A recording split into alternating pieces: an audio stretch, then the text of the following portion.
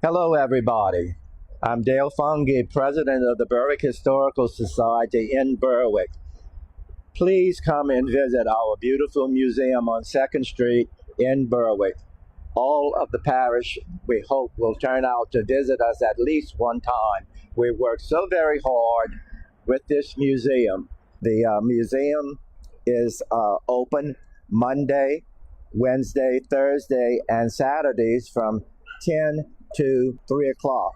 Hopefully you can visit us in our very historic building, operated by a society and sponsored totally by the town of Berwick. Hi, I'm Tony Fungi, and I'm welcoming you inside the Berwick Heritage Museum, and I'm going to take you around and show you some of the exhibits that we have to offer. I don't want to tell you everything about them, but I want to tell you enough to maybe tickle your fancy, and you may want to come in and join us and learn some more history of this area, which is a lot.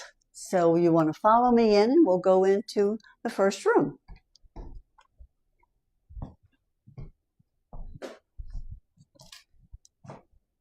So in here is where we all begin and where the town of Berwick began, and we go all the way back to the early 1770s when this area between New Orleans and Lafayette and New Iberia was complete wilderness. There was nothing here.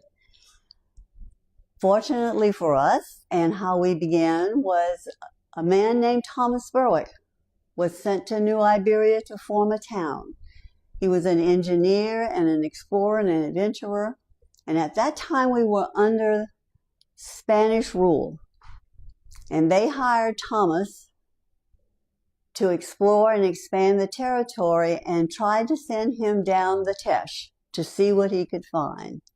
Well, of course, it was wilderness, and he struggled, and lo and behold, Thomas gets all the way down the Teche and runs into this big expanse of water that we now call the Atchafalaya River and Berwick Bay, and of course names it after himself, and brings his family and begins the wilderness, and the wilderness begins to change, and then we find out how the people here grew and built this area.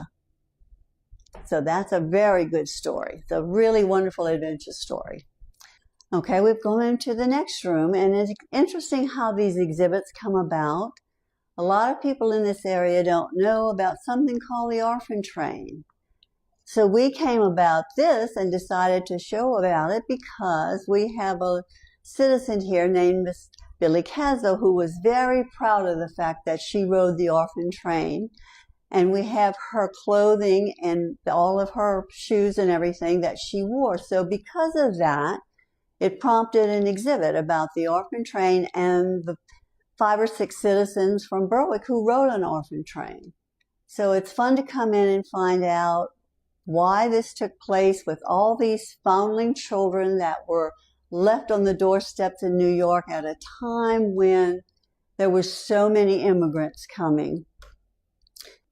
This area got involved because there was a priest here named Father Subi, and the Catholics were the ones who had the foundling home. So through the Catholic heritage here, he was involved with them, and that's why a lot of children came here in this area. So you can come in and learn a little bit more about the orphan train and how that worked and how all these children were adopted.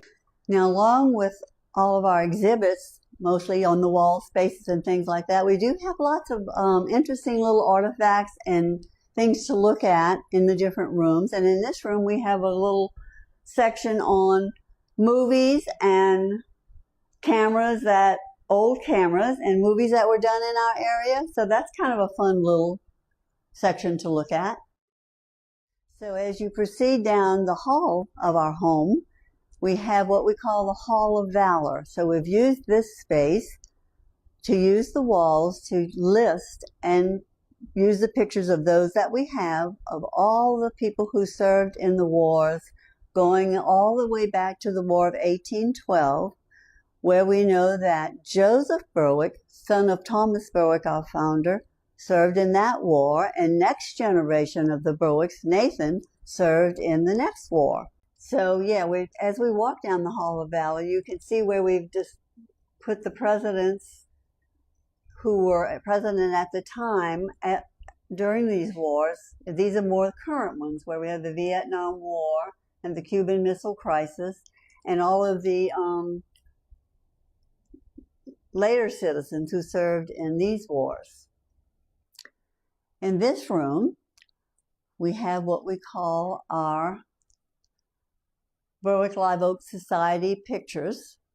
We began several years ago with wondering what we should do for our very first project, because we hadn't been able to visit places to go and study and look up the previous history. So we decided maybe we could tell the history of Berwick through its oak trees. So we took it upon ourselves. We had a group, went around, we took the nice photos of all these beautiful, beautiful ancient oak trees, and we recorded and measured and did over 100 trees that we have in our area, showing these magnificent trees and registering them and with the State Oak Society. So we have trees that are in town where they're visible and you can recognize where they are. And then we have a beautiful set of them from out at Fairview Plantation, where they were able to grow in all of their natural splendor. So we've recorded these, and people love to look at these beautiful photos of the oak trees. So now as we progress into this room, we talk a little bit about the economy and the growth of the economy in Berwick in the early 1800s and the late 1800s. And we talk about how industry developed, and mostly focusing on the early 1900s, when if you lived in Berwick at that time, it was the hub of so much going on. There was a lot of industry, and along the river there were like 40 or 50 businesses, and it began with the oyster industry. And then it began with the lumber industry and the cypress shingle industry, and all of that came along here. And we attributed to the fact that the ferry was the big thing. The only way you could cross the river at this time was by these nice big ferries. And so people would gather at the ferry site to wait for the ferries, and they would shop along this area. We had several mercantile stores, businesses. And so we ponder why it disappeared and what happened to everything. So then we decided that probably when the bridge was built and the ferry was ended, that sort of began to be the decline. The businesses moved out, and that decline of the economy in Berwick. Another tragic thing that happened in Berwick that a lot of people don't know about is the fact that the Union Army inhabited the town of Berwick during the Civil War. And when they left, they burned the town completely. The only surviving thing from the Civil War, we have one antebellum home, and that's because they set up their medical hospital there, and they were friends with the family who they allowed to live upstairs, so they spared their home. So it's the only old home that we have. So in order to talk about that, we decided to feature the oldest homes that we have here. So we've done that and just taken a window and looked into the houses that we have in the little architecture that we have in Berwick. Okay, I want to welcome you now into the new addition to our museum.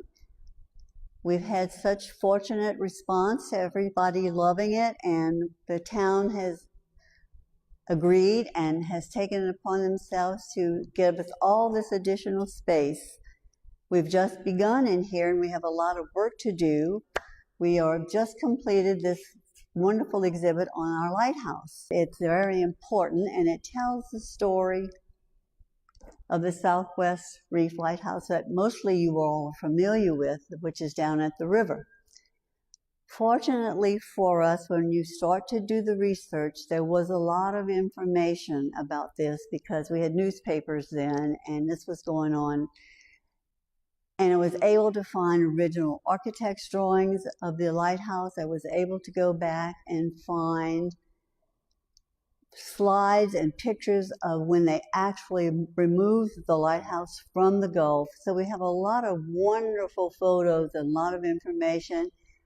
And it tells the dramatic story of this lighthouse and all it went through in the 100 years out in the Gulf, and all the things it went through with hurricanes and wars and things like that, and how the town of Berwick became interested in saving this lighthouse, and the tremendous amount of work and effort it took to get this lighthouse out of the Gulf of Mexico and onto shore, because it had never been done before. So if you come and read about this exhibit, you'll just find out all kind of wonderful things that happened. Another focal point of our exhibit is the Fresnel lens that we have here that was at City Hall for several years, and then we've moved it over here to go with our lighthouse exhibit. These are the lenses that provided the light for the ships. It was invented later, and finally enough light that the ships could have enough light to see early enough so that they would be more safe. So we have an exhibit that tells you about that. Now, this is not the lens that was on our lighthouse. Of course, that one disappeared into the Gulf at some point in time, but this one is what it was like. So that's really, and it's a very valuable and highly prized possession of the Coast Guard. They take this very seriously. So the town of Berwick and this museum is very, very lucky to be able to take care of one. As you can see, we have a lot of empty space in here and a lot of work left to do. We do have some ongoing projects that we're working on.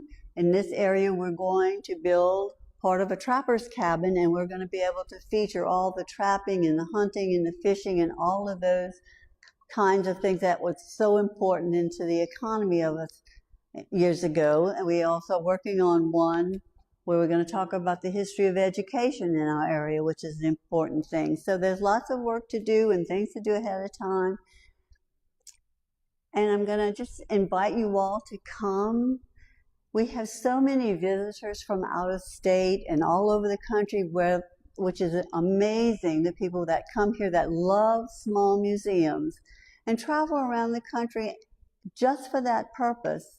And to brag a little bit, we have so many people who come and say that this is one of the best they've ever been in. So that makes us real happy. So all our local folks, if you would just love to come and visit with us, we'd love to have you come. We're open on 4 days a week, but we also would accommodate you if you had to come at another time. So if you have a little group of folks that you wanted to get together, just call City Hall and they will find one of us and we'll call you back and make an arrangement to show you the museum when it's convenient for you.